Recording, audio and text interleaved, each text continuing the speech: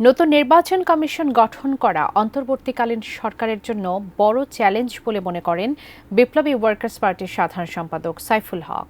সকালে রাজধানীর সেগুনবাগিচায় দলের কার্যালয়ে বিপ্লবী শ্রমিক সংহতির কেন্দ্রীয় প্রতিনিধি সম্মেলনে একথা বলেন তিনি। এ সময় তিনি ছাত্র জনতার আন্দোলনে শ্রমজীবী মানুষের অবদানের কথা তুলে ধরেন। শহীদদের সর্বোচ্চ সম্মানের তাগিদ দিয়ে বলেন, প্রতিটি পরিবারকে এককালীন অনুদানের পাশাপাশি মাসিক ভাতার ব্যবস্থা করতে হবে।